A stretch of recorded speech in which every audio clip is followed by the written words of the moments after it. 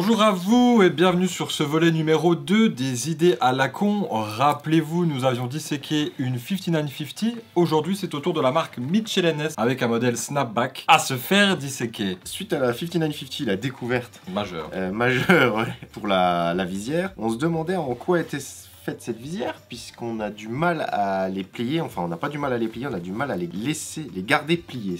Voilà, avec notre courbeur de visière, les 5950, dont la visière est en carton, grosse surprise, reste bien arrondie. Celle-ci, donc c'est un modèle que j'ai pris pour moi, que je sacrifie donc de ma collection personnelle. Et bien, j'ai utilisé de nombreuses fois le courbeur et elle revient aplatie, quasiment enfin c'est même pas quasiment, c'est systématiquement. Du coup, au bout de, oui, après c'est pas en 2 minutes, mais au bout de quelques temps ça revient aplati. En quelques heures, ouais, ça revient, ça se met à nouveau plat. Donc on est aussi curieux de voir en quoi est faite la visière de cette casquette Michelin S. Donc c'est une édition hardwood classique des Charlotte Hornets. Quelques petits mots sur Michelin S, c'est vraiment des produits de très grosse qualité. C'est vraiment foufou la qualité des casquettes, ça se voit un peu comme Nuera, ça se voit à l'intérieur avec ce qui recouvre les coutures, ça se voit à la qualité du tissu déjà, à la qualité des broderies aussi. Ouais, on est sold out sur ce modèle, on en a plus en stock je crois. Ça a été très vite. Ça a été très vite, on les a très vite vendus. La couleur crème ou off-white. Fais bien de détruire celle-là. Bah ça me fait un petit pincement au cœur, mais je l'aimais pas du tout. Donc je me dis bon allez, autant utiliser une de mon stock perso plutôt que de taper dans celui du magasin. Alors on a les points qu'on a découvert un peu pendant la 5950, on commence tout de suite. Ouf. Oh la vache. Il y a Gilbert que je salue qui nous a dit de surtout pas faire ça sur un jersey, ça lui ferait trop mal au cœur. Méfie-toi Gilles, méfie-toi. Commence Je t'avais remonté des gants là, si tu veux. T'as bien fait, Tu vas te couper. Bah, un peu le... Voilà, ça y est, la calotte. Nickel hein, elle a tenu... Ah, premier... C'est quoi? Qu'est-ce qui a sauté? Le snapback. Qu'il n'y avait pas forcément sur la 5950. Comment ils le tiennent d'ailleurs, le petit snap? Ah oui, donc il y a la couture qui passe. La couture passe à l'intérieur, ok. La couture passe à l'intérieur du snapback. Je vous le montre. Hop, ici. Tiens, le deuxième, même combat. La couture passe ici. Vous voyez les points. Voilà donc. Le bandeau protecteur interne. Avec de la mousse. Il y a de la mousse, plus encore un tissu. Donc ça, c'est ce qu'on a depuis l'intérieur de la casquette. À l'intérieur, on a un petit tissu blanc qui protège la mousse. Donc là, on voit que c'est super quali parce que même la mousse n'est pas à même le front. Il y a un autre tissu par-dessus. Il y a des tissus partout, quoi. Ouais. Là, vous voyez la mousse. Et derrière, il y a un petit tissu blanc et le tout est enroulé par le tissu noir. C'est le tissu noir qui touche votre tête quand vous portez la casquette. 100% polyester, made in China. Et j'ai l'impression que là, on a sans doute le suivi, tu vois. Ah. Je me trompe peut-être, mais c'est peut-être le code barre de l'usine ou ce genre de choses. Ouais, avec il y a un... Ah, la traça, ouais, c'est traçabilité. possible, hein. C'est possible. Le Michelin S. Tac. Voilà à quoi ça ressemble. Est-ce qu'on garderait pas la visière pour la fin, tu vois? Histoire d'avoir du rich time, tu sais, le... Ouais, suspense sur la visière. Suspense sur la visière. Un peu comme la 5950, tu sais, avec ce côté là, on a... hyper renforcé. Donc là, c'est snapback renforcé, donc c'est pas une date cap. Donc elle est renforcée ici, la couronne est renforcée. La couronne, c'est ce qui est là, c'est toute cette partie-là. Alors, il y a une question que je me pose, c'est... Il y a des coutures qui sont là. Il y a la broderie qui est au-dessus des coutures. Ça veut dire que les deux panneaux étaient déjà cousus ensemble avant de faire la broderie. Mais derrière, il y a déjà le cache-fil, je sais pas comment on pourrait appeler ça. Oui. Le cache-fil de qualité d'ailleurs. Le bandeau noir avec le rappel Michelin S dessus. Ouais, hyper quali, comme Nuera d'ailleurs. Ouais. Ce qui veut dire qu'ils ont mis le bandeau avant de faire la broderie là, tu vois. Ça me paraît, je vais regarder quand même, parce que les points de couture qui sont là correspondent aussi à la... Bon, ils l'ont fait... J'aurais tendance à dire que le petit bandeau noir, ils le mettent en dernier. Ouais, mais le bandeau noir, c'est pas collé, tu vois, c'est le bandeau noir, il est cousu, ouais. Ah, donc ils ont mis le bandeau noir avant la broderie, ouais, forcément, sinon on verrait. Bah ouais, je sais pas. On va voir. On va dissection. C'est bien cousu, hein. Ouais, faudrait faire attention aux doigts, idéalement. Et ouais, le bandeau noir, il tient les deux panneaux ensemble, en fait. Quand j'enlève le bandeau, Voilà à quoi ça ressemble une fois le bandeau enlevé. Donc le bandeau tient bien les panneaux quoi. Ok, alors de ce que je comprends, ils font les deux premiers panneaux ensemble. Les deux premiers panneaux là, ils font la broderie à plat pour avoir une meilleure qualité de broderie. Ensuite, ils ont les deux panneaux là en, je sais pas, en renfort, comment on pourrait appeler ça un peu. C'est du mèche. Ouais, en mèche. Ils sont cousus ensemble avec le noir. Et après, ces deux panneaux en mèche sont collés. Parce que là, si Ils sont collés à la couronne. Sont collés à la couronne. Ah, donc c'est super complexe, hein. Ça justifie aussi, ça explique en grande partie le. Ouais, parce que là, c'est collé quoi. Et, ouais, et de toute façon, si c'était fait après la couture noire, la broderie passerait au-dessus. Bien sûr, et là, c'est pas le cas. Donc, première étape, c'est du rétro-engineering, hein, ça, c'est ni plus ni moins que. Donc, la première étape, c'est. Ils font la couture des deux panneaux qui sont là, ils font la broderie, et ensuite ils viennent coller le mèche qui lui est déjà cousu. Un beau... une belle broderie quoi, donc c'est pas un patch, hein, c'est de la broderie. Ouais, donc là on est sur...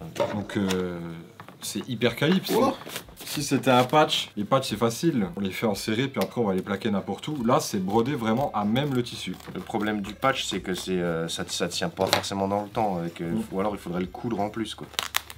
Il y a des parties de la broderie qui sont en 3D. Parties. Donc elle est hyper travaillée. Hein. Ouais, et puis en plus c'est la Charlotte Hornet, il y a plein de détails. Ouais, et c'est un fat logo énorme, hardwood classique. Je vais couper autour. Non, il est magnifique. Le travail de broderie est nickel, il n'y a pas un défaut apparent. Bon après on comprend pourquoi, hein. C'est fait à plat. Ouais, c'est fait à plat, ouais. Ah, la casquette est détruite. Hop, broderie. Donc on voit bien là qu'il y a les coutures, là juste là où il y a mon doigt. Ça a bien été cousu avant, ils ont fait la broderie après à plat. Et là, ce qu'on va faire, c'est qu'on va découper la broderie. Alors, Nono nous avait mis en commentaire que pour la découper, ce qui est pas mal, c'est de couper derrière les fils. Mais là, comme c'est beaucoup du bourdon et puis...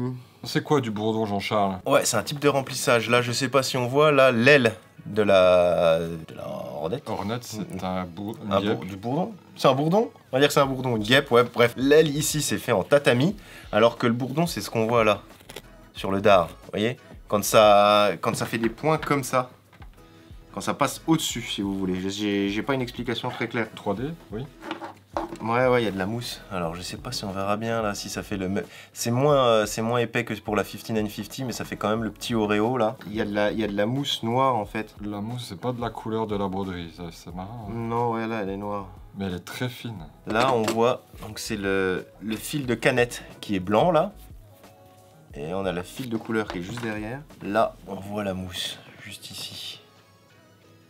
La mousse qui est coincée sous le fil, du coup. Ici, c'est bien du bourdon, en fait. Ça passe au-dessus, comme ça fait comme des ponts, un peu. Alors que là, ça fait plus mode tapis tatami, quoi. Autre point qu'on peut remarquer, c'est qu'à l'arrière de la casquette, juste ici, pour le coup, ça a été fait après la construction de la casquette, parce que vous voyez, ça passe, je sais pas si on voit bien, ça passe au-dessus des coutures. Ça passe au-dessus même de oui, ça a du été filet noir. On voit que ça a été fait en dernier. Ouais. Sur le bouton, il y a aussi le petit détail qui va bien. Le M et le N de Mitchell & Ness. Et là, on attaque le dernier. Le final. Le final, le... Carton, pas carton, carton, pas carton. À ton avis? Bah, la dernière fois, 8 fois, j'ai dit que c'était pas du carton et c'était du carton. Donc là, je ne sais pas. Je pense qu'on a une explication qui est logique. Ah, pourquoi elle se remet droite? Ouais. C'est parce que c'est pas du carton? C'est pas du carton. Ah, c'est pas du carton? C'est pas du carton. C'est du carton que c'est pas. Attends, t'es sûr? Ah, je suis. Parce que je prends des précautions maintenant. Ouais. Si c'est pas du carton, qu'est-ce que ça peut être? Du métal. Du métal? Du métal. Pedal to the metal, Fast and Furious. Voilà, par contre là c'est...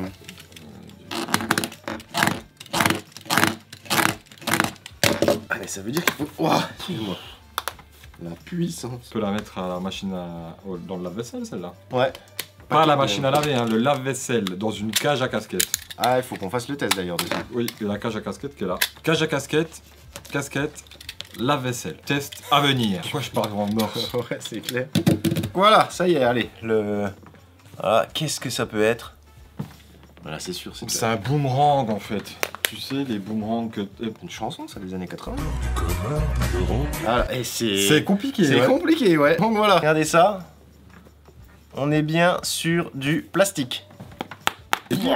Ah, ça y est. Ouais, donc je confirme, hein, c'est bien du plastique. Hein. Tu peux pas... Curieux quand Voilà donc la 5950, hein, du carton comme on peut le voir. Ouais, puis Et là on le est sur du... carton. Enfin, là, si je fais ça, Ah ouais, non mais là c'est carton, fais voir le plastique. voilà, ça plie direct. Alors que là... Là, faut y aller, hein, pour... Ouais. Du coup, ça veut dire que les casquettes Mitchell & Ness sont beaucoup plus compliquées à courber. Ah c'est normal du coup, c'est du plastique. Ah bah c'est normal, ouais. Donc sachez-le, lorsque vous achetez des Mitchell & Ness, ne vous attendez pas à pouvoir la courber comme j'ai celle-ci par exemple. Ah, vous pouvez la courber, mais elle reviendra. Ouais. Est-ce que ce serait pas une mémoire de forme? Ouais, plastique quoi. Donc voilà, c'est... Bah, on a bien fait encore une fois une idée à la con qui se transforme en quelque chose d'utile. Toutes nos certitudes s'envolent. Oh là là, tu sais quoi? Je suis ébranlé. Je suis ébranlé. Mais là, c'est incroyable. Bouche bée. Bouche bée, voilà, ouais. Mais c'est solide. Autre... on va regarder aussi la forme de la... Ah oui. Là, la 5950 est derrière. Elle dépasse un peu en termes d'avancée, non? Elle bah, si je Un chouïa. c'est pas exactement la même, elle est plus géométrique, on va dire, la Mitchell & Ness est plus géométrique, ouais. La brodeuse qui passe à travers ça. Bah ouais, ça tape, hein, ça. Bah, ils ont des aiguilles, si t'as des aiguilles, et puis la brodeuse qui est suffisamment... Puis là, c'est une brodeuse. C'est pas une brodeuse, en fait, c'est une cool. machine à coudre. Sacrément... Bah ouais, mais bon... Oui, c'est leur taf et c'est des professionnels, mais... Ce sont des professionnels. Ce sont des... Mais bon, c'est vrai que c'est plus facile de passer là-dedans, mais ça me paraît plus authentique, ça, que du plastique, tu vois. Authentique. Parce que c'est pas la recette originelle? Bah de non, base. mais parce que c'est une... Non, ouais, plus... Ouais, authentique. Vieux con, je fais le vieux con, mais ça fait plus authentique, quoi. Ok, ouais, je vois ce que tu veux dire. Parce que c'est du carton, plus noble presque, tu vois. Carton, papier, plus fragile du coup, et donc ça rajoute un... Parce que c'est plus fragile, le carton est beaucoup, forcément, beaucoup ouais, plus fragile. le plastique, c'est du plastique, ça va pas... Si tu le mouilles, il va pas y avoir de problème. Mais ça n'enlève rien à la qualité de la Mitchell & Ness. Pas du tout, et, pas du tout. Et pour son lavage, encore une fois... Mais presque il faudrait qu'on les pèse aussi. Est-ce que ça a un impact sur le poids de la casquette et sur tes cervicales à la fin de la journée? T'es con. Tu crois que c'est plus lourd, hein? Non, c'est sensiblement pareil. C'est pareil, hein. Mais ouais, c'est étonnant, quoi. C'est étonnant. Mais sur le prix, tu vois, on parlait du prix, mais je sais pas lequel est le plus cher entre du plastique et du carton, tu vois. Parce que c'est du carton un peu traité. Oui, c'est des... On dirait que c'est plusieurs couches. Là, ouais, il y a plein de couches pour le carton. Le plastique, je pense qu'à faire, là, en grande quantité, je veux dire, si c'est toutes les mêmes pour toutes les Mitchell & Ness, je peux te dire que ça Il y a un patron, et puis après, c'est découpé au laser, j'imagine. Ouais, on va c'est même moulé, j'en sais rien, tu vois. Que dire, la prochaine étape, ce sera une 47? Pardon, Jean-Charles, oui, j'étais encore sous l'émotion de la casquette, de la visière en plastique, et de voir un des plus beaux modèles de ma collection finir comme ça. Mais prochaine étape, tu as raison, 47. 47, ouais, pour voir un peu ce que ça donne. Et 950 aussi. On a vu que les 950, il y avait sensiblement le même problème. Enfin, ouais. Problème, ça, entre guillemets. Chez New Era, entre les fitted et les snapbacks, ça ne se plie pas de la même façon. Ça ne reste pas pareil. Ouais, ça réagit pas de la même façon. Là, encore, de toute façon, on a combien de dizaines de milliers d'euros de stock de casquettes à défoncer. On peut le faire largement, je pense. Hein. Pour les 100 prochaines années qui viennent, il n'y a pas de souci. On peut faire 5 vidéos par jour. Il n'y a pas de problème. N'hésitez pas à vous abonner, tout ça, YouTube, machin, bip bip. On a touché nos premiers sous nos deuxièmes sous sur YouTube. On a fait 50 balles sur les 6 derniers mois. Oui, parlons-en. YouTube Money qui commence à arriver. Alors c'est un montant qui peut sembler minable, hein, c'était 70 euros. Et merci. Est-ce que ça rembourse l'investissement? Eh ben ça rembourse la moitié, ça rembourse 2 casquettes comme ça. Donc voilà, on a pu se permettre de détruire 2 casquettes grâce à la YouTube Money. Merci beaucoup. On vous dit à bientôt pour de nouvelles idées à la con. Ciao.